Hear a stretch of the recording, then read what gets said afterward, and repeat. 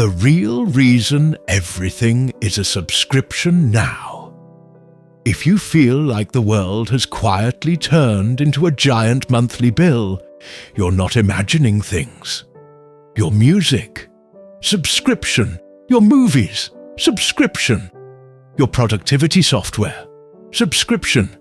Your gym, your food deliveries, your dating apps, your car, your video games, your coffee machine, even the cat litter for your cat. Subscription. You barely own anything anymore. You rent your life 1 month at a time. And this isn't an accident. It is the most profitable economic transformation of the last 20 years, with the modern evolution of capitalism, and frankly, a rather clever trick. In my day, companies sold you a product once. A tool, a book, a horse, a coat, and hoped you would come back next year. Profit depended on convincing millions of people to buy something again and again. It was inconsistent, unstable, unpredictable. But subscription revenue, that is the closest thing to immortality a business can achieve. Predictable, recurring, expandable. It transforms a customer from a one-time event into an annuity. And the financial world worships predictability. Investors love companies with recurring revenue. Banks love companies with recurring revenue. CEOs love recurring revenue because it makes their stock price rise even when customers barely notice they're paying more. Just look at Adobe. It used to sell Photoshop as a one-time purchase for several $100s. In 2013, it switched to a subscription model, and its revenue exploded. The company's stock price rose more than 1,000% over the next decade. Why? Because instead of collecting money once every 5 years, Adobe collects money every month forever. Netflix did the same for entertainment. Apple moved to subscriptions with iCloud, Apple Music, Fitness Plus, TV Plus, and insurance plans, and now earns over $100 billion per year from services, not devices. Microsoft's Office, 365 subscriptions replaced the old buy the CD-ROM once business. Spotify replaced buying albums with paying indefinitely for access. Subscriptions are not a side business. They are the business. But why now? Why did subscriptions suddenly conquer the world? There are several reasons. First, digital platforms made distribution almost free. Second, investors discovered that subscription companies are valued insanely high, often 10-20 times annual revenue. Third, modern consumers prefer access over ownership. They don't want to buy 500 CDs. They want 50 million songs instantly. They don't want to buy films. They want every film. They don't want Microsoft Office in a box. They want it updated constantly. And businesses realized something profound. If you can wrap your product in continuous improvement, you can charge continuously. But there is a darker reason too. Subscriptions quietly separate the feeling of spending from the act of spending. If you buy something for $300, you think. You ask questions. You hesitate. If you pay $9.99 monthly, your brain sleeps through it. You don't think. You don't calculate. You shrug. $9.99 feels like nothing. But multiply nothing by millions of customers, and suddenly it becomes a river of money. That is the genius of subscriptions. They weaponize human psychology. Your mind overreacts to big expenses and underreacts to small recurring ones. And companies design their models around this flaw. There is also the fear of losing access. If you cancel Netflix, you lose all your shows. If you cancel a cloud subscription, your files vanish. If you cancel Spotify, your playlists die. If you cancel that productivity tool, your entire workflow collapses. Subscriptions create dependence.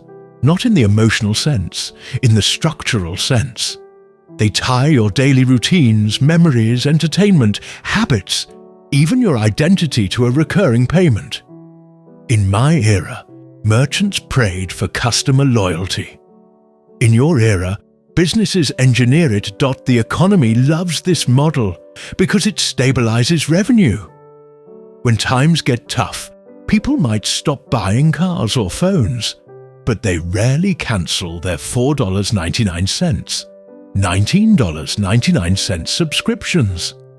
Even during the 2020 crisis, when millions lost jobs, the number of global streaming subscriptions grew. Netflix added more than 36 million subscribers in a single year. Amazon Prime hit over 200 million members. Apple surpassed 900 million active subscriptions across its ecosystem. In recessions, people cut big luxuries but cling to small comforts. Subscriptions are perfectly priced to survive downturns. Meanwhile, companies discovered a second trick: subscription stacking. Once you subscribe to one service, it becomes easy to subscribe to 5 more. A gym membership becomes a protein shake subscription, becomes a fitness app subscription, becomes a workout equipment subscription.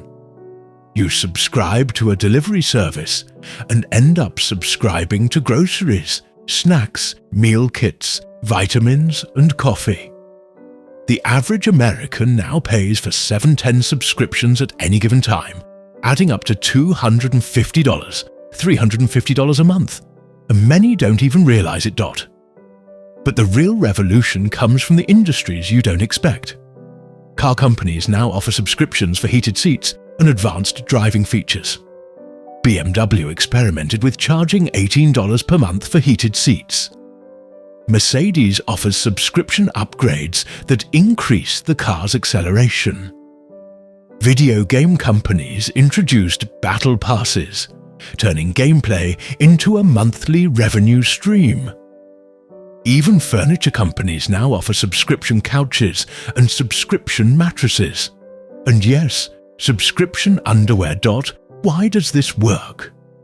Because modern capitalism shifted from selling ownership to selling continuity. Companies don't want customers, they want subscribers.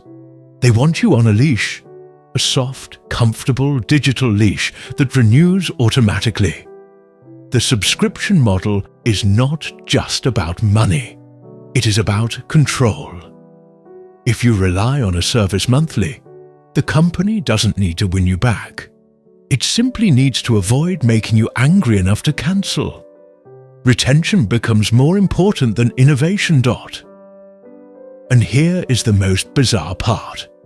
This system benefits both sides if you use it wisely. Subscriptions allow small monthly investments instead of large upfront costs.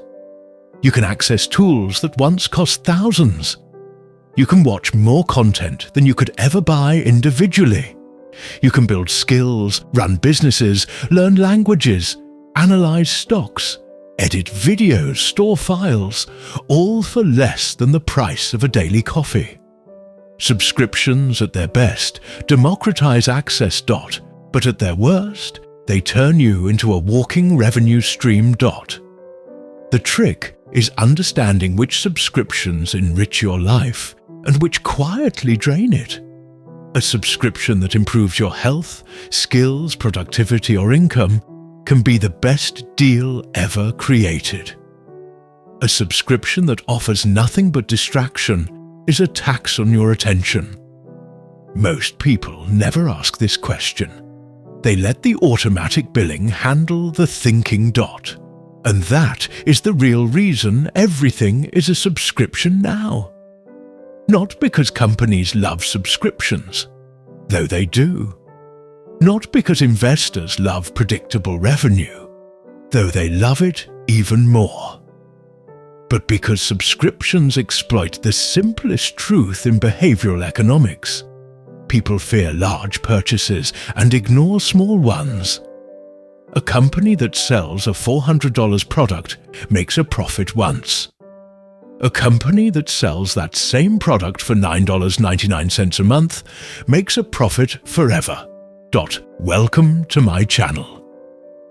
Here, we explain the hidden architecture of the modern economy, how companies shape your decisions, how money moves beneath the surface, and how you can break free from systems built to extract value from you.